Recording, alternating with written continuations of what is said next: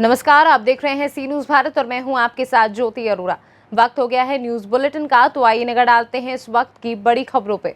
नगर पंचायत अशरफपुर के चौचा बसकारी सब्जी मंडी नहर के पास समो माता मंदिर के मुख्य मार्ग पर नाली निर्माण कार्य में धड़ल्ले से पीले ईंट का प्रयोग किया जा रहा है। स्थानीय नागरिकों का कहना है कि नाली निर्माण कार्य में दोमा दर्जा के ईंट का प्रयोग किया जा रहा है। स्थानीय लोगों से पूछे जाने पर लोगों ने कहा कि मानक के अनुरूप कार्य किया जा रहा है। सभासद कौन है? सभासद नहीं मालूम। ठेकेदार यहाँ का कौन है? क्या नाम है?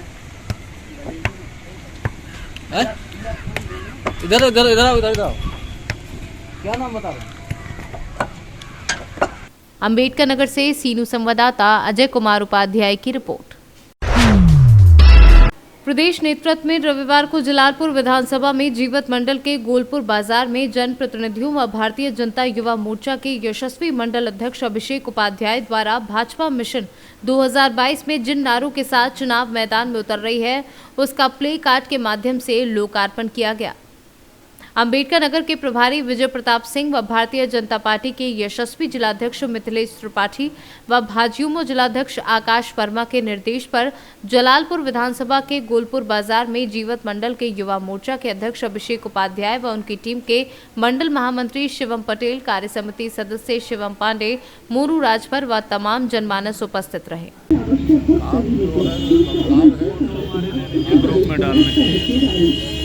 जनता ये दिखा रही है कि एक बार और इसका सुपर हमारे प्रदेश और केंद्रीय नेतृत्व ने जारी किया था। आज सरदार वल्लभ भाई पटेल के सामने भाजपा के हमारे सभी पदाधिकारियों कार्यकर्ता होने के हाथ में का प्रचार प्रसार चुनाव किया जाना है। आज यह चमक किया गया इसलिए हम और इसलिए बात में भाजपा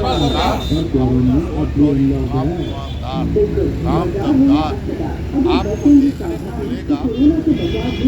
काम किया है और काम पर हमारी सरकार वही आज पार्टी के द्वारा। अंबेडकर नगर से सीनू संवाददाता अजय कुमार उपाध्याय की रिपोर्ट। आजमगढ़ के थाना ट्रॉलिया में चेकिंग के दौरान चोरी की 6 मोबाइल, 1 मोटरसाइकिल, 2 देसी तमंचा व 2 जिंदा कारतूस के साथ पुलिस ने 2 अभियुक्तों को गिरफ्तार कर लिया है। आजमगढ़ से सीनू संवाददाता सीवी भास्कर की रिपोर्ट। विधानसभा क्षेत्र जुन्नार देव के ग्राम पंचायत इटावा के मैदान पर आनंद उत्सव कार्यक्रम का आयोजन धगड़िया पंचायत, मुत्तौर पंचायत एवं मुत्तौर पंचायत के बच्चों ने भाग लिया। खेल प्रतियोगिता में खो खो, कबड्डी, वॉलीबॉल, फुटबॉल, रस्सी दौड़, चम्मच दौड़, नींबू दौड़ इत्यादि खेलों का आयोजन किया गया, जिस पर समस्त पंचायत के स्कूली बच्चों ने भाग लिया। सर जी, आपका नाम? दीपक बसावी। किस ग्राम पंचायत से आप? ग्राम पंचायत इटावा। कौन सी प्रतियोगिता आप संपन्न करवा रहे हैं? आनंद उत्सव के तहत प्रतियोगिता करा रहे हैं, जिसमें कबड्डी है, वॉलीबॉल है, नींबू दौड़ है, कुश्ती है, सांस्कृतिक कार्यक्रम है। पंचायत द्वारा कार्यक्रम आयोजित किया गया है। पंचायत द्वारा कोरोना गाइडलाइन के नियम के अनुसार किया जा रहा है। गाइडलाइन का पालन किया जा रहा है। Thank you sir. जी, मेरा नाम प्रदीप परदेती है। हम यहाँ पर हमारे ग्राम पंचायत इटावा में आनंद उत्सव के तहत में जो खेल प्रतियोगिता का जो आयोजन रखे हम लोगों ने कोविड-19 महामारी के गाइडलाइन का पालन करते हुए, और इसमें हम लोगों ने एक खेल प्रतियोगिता में कबड्डी एवं वॉलीबॉल और कुश्ती और सांस्कृतिक कार्यक्रम का आयोजन रखा है, जिसमें कोविड-19 महामारी के गाइडलाइन का पालन करते हुए इस कार्यक्रम का आयोजन रखा गया। Thank you sir. जुन्नारदेव से कैमरा पर्सन सानू के साथ वीरेंद्र अग्रवाल की रिपोर्ट। गरीबों को ठंड से बचाने के लिए नगर पंचायत मोहान में अलाव की कोई व्यवस्था नहीं की गई, बल्कि ये व्यवस्था सरकार और सिस्टम के सामने फर्जी आंकड़े भेजने व धोखा देने मात्र का जरिया बनकर रह गया है। हकीकत में तो ये सरकार द्वारा हर बार अलाव की व्यवस्था के लिए बजट जारी किया जाता है, पर नगर पंचायत मुहान में कहीं भी अलाव की व्यवस्था नहीं की गई है, जिससे नगर वासियों में भारी आक्रोश व्याप्त हो रहा है। अभी कुछ समय पूर्व ही नगर के एक समाज सेवी द्वारा नगर में कई जगह अलाव की व्यवस्था की गई थी। इसके बाद भी नगर प्रशासन नहीं जागा। कड़ाके की ठंड पड़ रही है और नगर पंचायत में इसके लिए क्या व्यवस्था की गई? हमारे यहाँ नगर पंचायत में बहुत कड़ाके की ठंड पड़ी। लोग सर्दियों में खुले आसमान के नीचे जो है अपनी अपनी लकड़ी जला कर ताप रहे हैं। कोई अलाव की व्यवस्था नहीं की गई है, कहीं पर भी कोई अलाव की व्यवस्था नहीं है। हमारे वार्ड में देख लो, सब अपनी अपनी जलाते हैं या तो फिर वो वैसे जाड़े में रहने को मजबूर हैं। तो नगर पंचायत ईओ से आपने इस बारे में बात की? कई बार कही, कहले हमारे पास कोई बजट नहीं है और ना ही हम कोई व्यवस्था कर पाएंगे। उन्नाव से सीनू संवाददाता दीपांकर सिंह की रिपोर्ट। उत्तर प्रदेश के जनपद हापुड़ के गढ़ रोड स्थित नई मंडी पर कांग्रेस पार्टी के चुनाव कार्यालय का उद्घाटन किया गया। हापुड़ विधानसभा 59 से कांग्रेस की उम्मीदवार भावना वाल्मीकि ने पत्रकार वार्ता के दौरान कहा कि शहर के लोगों को अच्छी शिक्षा, बेहतर चिकित्सा सुविधा मुहैया कराना उनकी पहली प्राथमिकता होगी। इसके अलावा शहर की गड्ढा युक्त सड़कों का नवीनीकरण और नई सड़कों का निर्माण भी उनके द्वारा चुनाव जीतने पर कराया जाएगा। महिलाओं को सुरक्षा और युवाओं को रोजगार दिलाने का काम कांग्रेस पार्टी सरकार में किया जाएगा। आज जो उद्घाटन किया गया है, किस लिए किया गया और क्यों किया गया? ये हमारी जो हापुड़ सदर से प्रत्याशी हैं भावना वाल्मीकि जी, उनके कार्यालय का उद्घाटन हुआ है और उनको प्रत्याशी बनाया गया है और यहीं से आज संगठन की बैठक भी हुई है। तो आगे की जो चुनावी रणनीति है वो तय की। तो जो चुनाव में उतर करके आ रही हैं वाल्मीकि जो हैं, भावना वाल्मीकि, जो लोग सोच रहे थे कि जैसे कि गजराज सिंह थे पहले, तो वो जो हैं पार्टी छोड़कर चले गए हैं, यानी कि दल बदल हो गए हैं, तो इस बारे में आप क्या कहना चाहेंगे? देखिए, पार्टी ने 40 साल तक हमको टिकट दिया, लड़ाया, 8 बार टिकट दिया, 4 बार विधायक बने, 4 बार हारे भी। पार्टी लगातार इस बार भी उनको टिकट कंफर्म था, लेकिन वो पार्टी छोड़कर चले गए।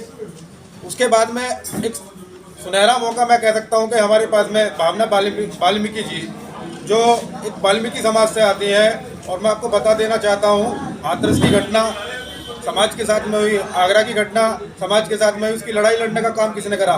प्रियंका गांधी जी ने और राहुल गांधी जी ने किया। मेरा सौभाग्य है कि मेरे बीच में ऐसे समाज की महिला को प्रत्याशी बनाकर भेजा गया है और हम लोग बड़ी मजबूती के साथ में, मैं आपको ये बता देना चाहता हूँ, क्लियर कर देना चाहता हूँ कि कांग्रेस पार्टी हापुड़ सदर पर कमजोर नहीं है। हम निश्चित तौर पर इस सीट को जीतने जा रहे हैं। जैसे कि कांग्रेस का नारा है, बेटी हूँ लड़ सकती हूँ, बेटी हूँ लड़ सकती हूँ, तो इस बारे में बताएं। लड़की हूँ लड़ सकती हूँ। आदरणीय राष्ट्रीय महासचिव श्रीमती प्रियंका गांधी जी ने संकल्प लिया है, प्रतिज्ञाएं ली हैं, जिनमें जो महत्वपूर्ण उनकी प्रतिज्ञा है उसमें यह है महिला सशक्तिकरण की। क्योंकि आधी आबादी की बात सभी पार्टियां करती हैं, लेकिन जब भागीदारी देने का वक्त आता है तो कोई भी पार्टी महिलाओं को भागीदारी नहीं देती है। लेकिन प्रियंका जी ने इस बार प्रतिज्ञा ली, संकल्प लिया कि भाई मैं आधी आबादी जो महिला शक्ति है हमारी, मैं उसको 40% टिकट देने का काम, राजनीति में भागीदारी देने का काम करूंगी, मजबूत करने का। और हापुड़ जनपद का सौभाग्य है, मैं आपको बता देना चाहता हूँ कि हापुड़ जनपद में 2 महिला हमारी जो कैंडिडेट वो कांग्रेस पार्टी लड़ाने जा रही है और निश्चित तौर पर हम लोग बड़ी मजबूती के साथ में चुनाव लड़ने जा रहे हैं। तो देखा जा रहा है कि आगामी पीढ़ी जो होगी हमारी, आगामी चुनाव जो हम चुनाव जीत रहे हैं तो उसकी तरफ बढ़ते दिख रहे हैं। जैसे कि तो हमारी प्रोन्नति क्या होगी, क्या क्या जो चुनाव के बाद होगा? देखिए, पूरा मैनिफेस्टो कांग्रेस पार्टी का आ चुका है। उसमें किसानों की भी बात है, उसमें बेरोजगारों की भी बात है, युवाओं की भी बात है, उसमें आपके मजदूर की भी बात है, छोटे व्यापारियों की भी बात है। उसमें मैं कह सकता हूं कि हमारा जो मैनिफेस्टो है उसमें हर वर्ग, हर समाज की बात है। तो आने वाला जो टाइम अगर कांग्रेस की सरकार जैसे कि बनने जा रही है, ऐसे मुद्दे हैं हापुड़ शहर के जिनको आप उठाने का काम करेंगे? यहाँ पर मुद्दे हैं कि यहाँ पर स्वास्थ्य केंद्र भी ज़्यादा अच्छे नहीं है, जो मैं चाहूँगी कि स्वास्थ्य केंद्र खोले जाएं, शिक्षा के प्रति ध्यान दिया जाए और सड़कों का निर्माण किया जाए। जो आप देख रहे हो, अभी आए हो कि सड़कें टूटी पड़ी हैं, उनका निर्माण किया जाए। प्रियंका गांधी जी ने आपको यहाँ से प्रत्याशी बनाया हापुड़ सदर सीट से, तो क्या कहना चाहेंगी कांग्रेस पार्टी के लिए? मैं श्रीमती प्रियंका गांधी जी का धन्यवाद देना चाहती हूँ। उन्होंने बाल्मीकि हमारे पे भरोसा जताया, उनके सहयोग के कारण ही आज मैं हापुड़ विधानसभा की कांग्रेस प्रत्याशी घोषित की गई हूँ, जिससे कि मैं चुनाव लड़ूँ और 100% जीत के दिखाऊँ। अपनी जीत के लिए कितने आश्वस्त हैं? 100%। जनता को कैसे विश्वास दिलाएंगे कि वो आपको वोट दे? क्या कहोगे जनता से जाकर? आज की हमारी जो समस्या है युवाओं की रोजगार दिला के, बेरोजगारी खत्म करके, शिक्षा को बढ़ा के, ये सब करके हापुड़ से सीनू संवाददाता रुस्तम सिंह की रिपोर्ट। नेताजी सुभाष चंद्र बोस की 125वीं जयंती पूरे निरसा विधानसभा क्षेत्र में बड़े ही हर्षोल्लास के साथ मनाएगी। नेताजी की 125वीं जयंती के दिन क्षेत्र में सुबह से ही बारिश हो रही थी। बावजूद इसके लोग नेताजी की जयंती मनाने के लिए पूरे उत्साहित दिखे। रविवार को निरसा विधायक अपर्णा सेन गुप्ता और चेरकुंडा नगर परिषद अध्यक्ष डब्लू बाउरी अपने समर्थकों और कार्यकर्ताओं के साथ कुमार दुबी मौके पर पहुंचे और नेताजी सुभाष चंद्र बोस की प्रतिमा पर माल्यार्पण किया और वहां मौजूद लोगों के बीच मिठाइयां बांटी। साधारण घर के नहीं थे, वो अगर चाहते तो ये सब वो नहीं सोचते। वो बहुत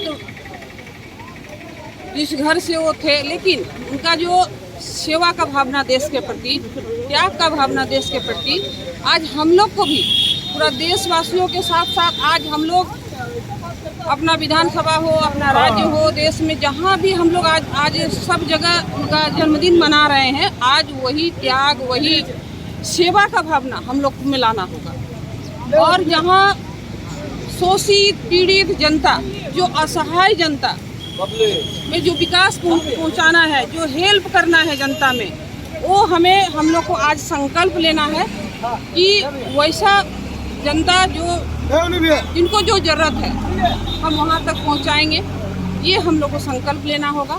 साथ ही साथ नेताजी सुभाष चंद्र बोस जी को हम लोग सही में भगवान के रूप में मानते हैं। इसलिए मानते हैं कि भगवान का कोई मृत्यु दिवस दिन नहीं होता है। आज नेताजी सुभाष चंद्र जी का हम लोग जन्मदिन मना रहे हैं, लेकिन मृत्यु दिन हम लोग का आज तक हम लोग ये रहस्य ही रह गया है कि उनका मृत्यु हुआ या नहीं हुआ। तो हम लोग आज भी अमर नहीं, जिंदाबाद बोलते हैं। नेताजी सुभाष चंद्र बोस जिंदाबाद बोलते हैं। इसलिए आज हम लोग को मन से, जितने भी हमारे पार्टी के कार्यकर्ता आए हैं, समाज से भी आए हैं, हमारे प्रेस मीडिया, आप लोग सब हैं, कहीं ना कहीं हम लोग समाज से जुड़े हुए हैं। विधायक हो, प्रेस मीडिया हो, हमारे जो हमारे चेयरमैन साहब हो, और जहाँ जो भी हम लोग यहाँ आए हुए हैं, ये एक संकल्प यहाँ से लेके जाना है कि हमें निरसा विधानसभा में, जहाँ हम रह रहे हैं, जिस मोहल्ला में हम रहे हैं, जिस गांव में हम रह रहे हैं, कम से कम वहाँ से भी हम अपना सोच को जनता के प्रति पॉजिटिव लेके हम निकले। यही हम एक संदेश देना चाहते हैं। झारखंड से सीनू संवाददाता आजाद अंसारी की रिपोर्ट।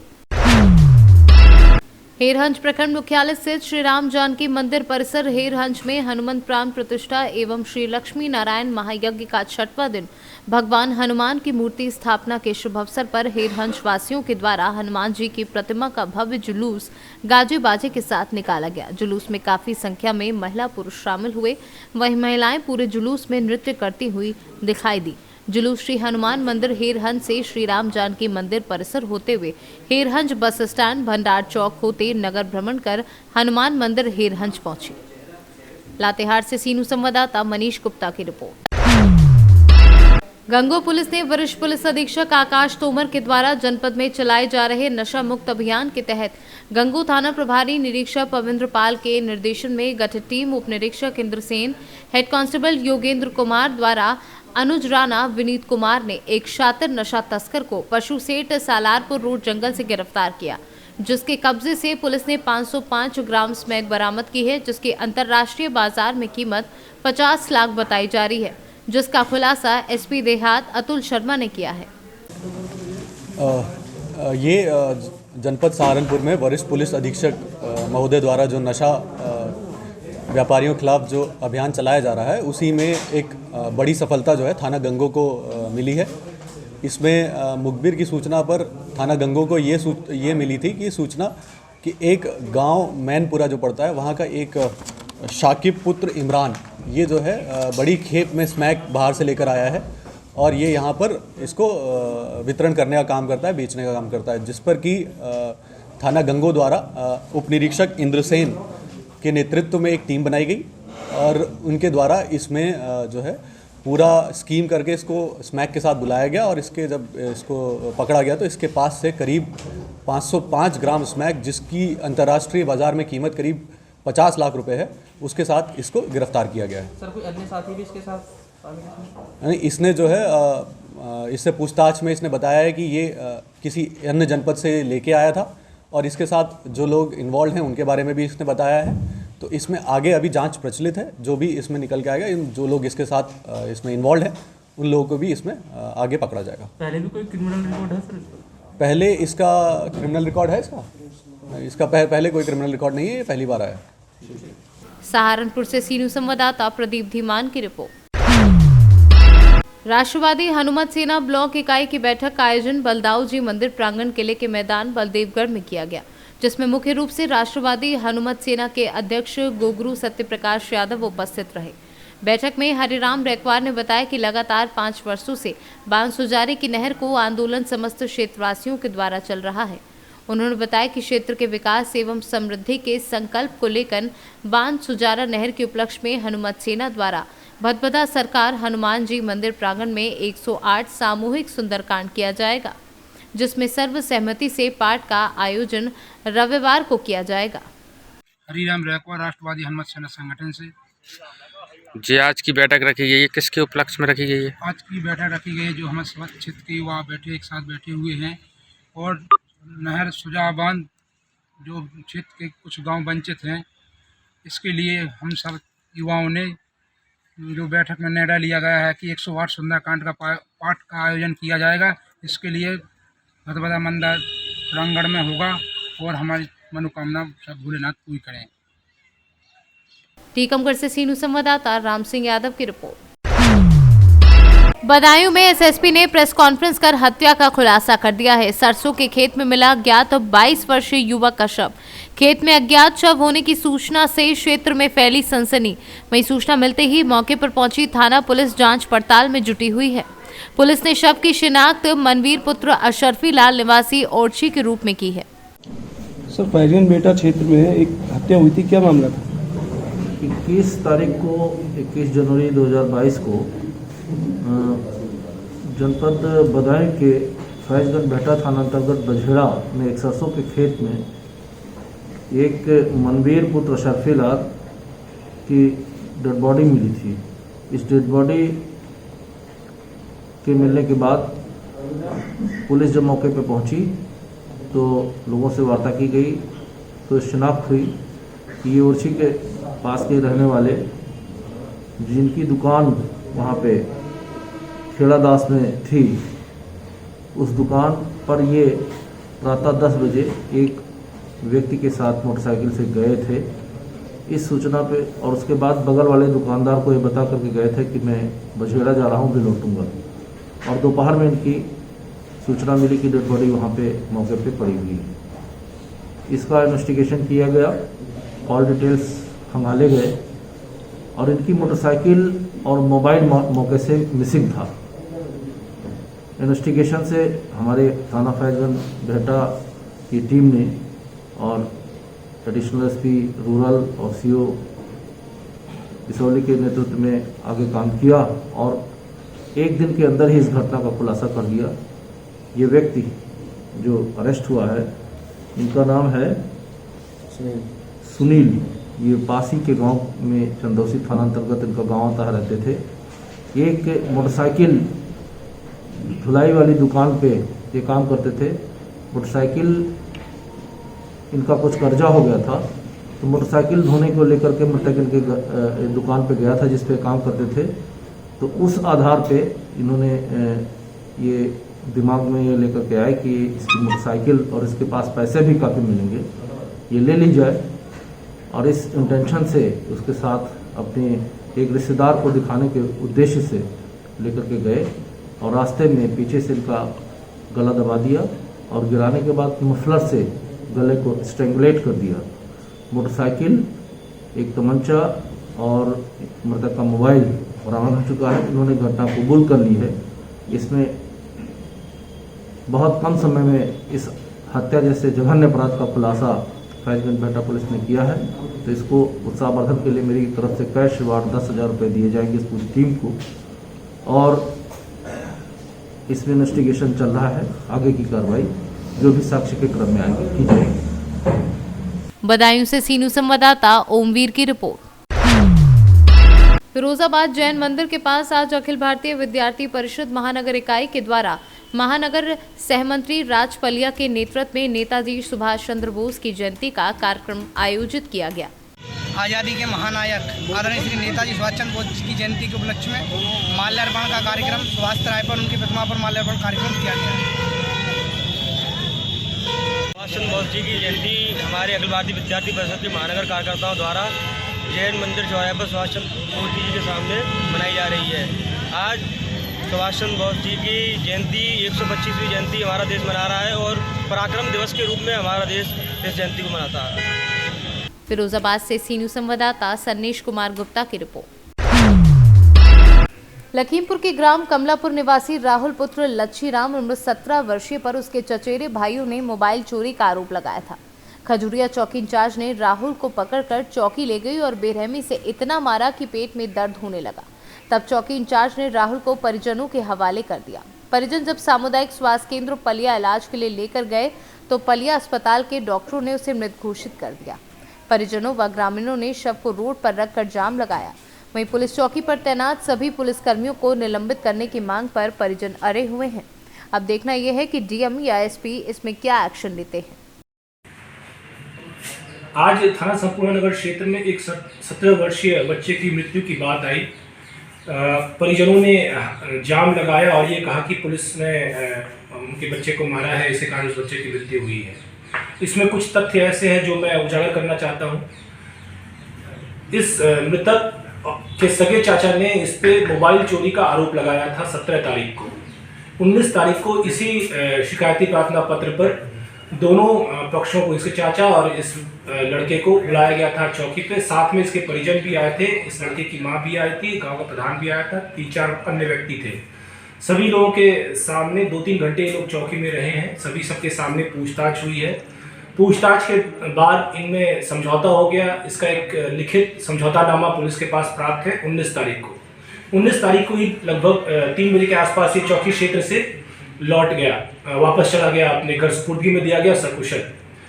20 तारीख की एक घटना बता करके आज सुबह इसकी माता, मृतक की माता ने एक तहरीर दिया। मृतक की माता और साथ में 5-6 अन्य व्यक्ति आए थे थाने पे। उन्होंने एक तहरीर दी जिसमें उन्होंने चाचा पे आरोप लगाया, चाचा और गांव के एक अन्य व्यक्ति पे। उन्होंने ये आरोप लगाया कि 20 तारीख की रात्रि 10 बजे के आसपास इन दोनों लोगों ने पुनः इनके बेटे के साथ मारपीट की है। रात 20 तारीख की ही रात 11:30 बजे उस लड़के को हॉस्पिटल में भर्ती किया गया। आज सुबह उसकी मृत्यु हो गई। मृत्यु के पश्चात परिजनों ने ये आरोप लगाया कि पुलिस की मारपीट से इसकी मृत्यु हुई है। चूंकि वादी सर्वोपरि है, हम लोगों ने इस सभी पहलुओं पे जांच करने का मन बनाया है। उनसे पुनः इस मामले में जो उन्होंने पहले तहरीर दी थी चाचा उनके खिलाफ, उसके अलावा भी जो अन्य तहरीर वो देना चाहते हैं, उन्होंने एक लिखित शिकायत पत्र दे दिया, हमने उसे ले लिया है। उसे उसी मुकदमे में हम जोड़ दे रहे हैं और आगे की विचार कर रहे हैं। आगे जो भी तथ्य होंगे, जांच में जो भी चीज़ पाई जाएगी, अगर पुलिस वाले दोषी पाए जाते हैं तो उनके खिलाफ भी सख्त कार्रवाई की जाएगी। लखीमपुर से सीनू संवाददाता दिलीप कुमार जायसवाल की रिपोर्ट। गागलाहेड़ी में लॉर्ड कृष्णा अकेडमी में भारत रत्न एवं भारत के प्रमुख स्वतंत्रता सेनानी नेताजी सुभाष चंद्र बोस की जयंती हर साल 23 जनवरी को पूरे भारतवर्ष में मनाई जाती है। उसी क्रम में गागलाहेड़ी में वरिष्ठ सपा नेता, पूर्व मंत्री व पूर्व एमएलसी आशु मलिक ने नेताजी सुभाष चंद्र बोस की जयंती के अवसर पर उनके चित्र पर माल्यार्पण कर श्रद्धा सुमन अर्पित किए। आशु मलिक ने नेताजी के जीवन चरित्र पर प्रकाश डालते हुए कहा कि नेताजी सुभाष चंद्र बोस का जन्म 23 जनवरी को उड़ीसा में कटक में हुआ था। आजाद के समय नेताजी ने नारा दिया था कि तुम मुझे खून दो, मैं तुम्हें आज़ादी दूंगा। ये नारा देने वाले नेताजी का देश को आज़ाद कराने में अहम योगदान रहा। आज भारतीय स्वतंत्रता आंदोलन में अग्रणी भूमिका निभाने वाले आज़ाद हिंद फौज की स्थापना जिन्होंने की थी,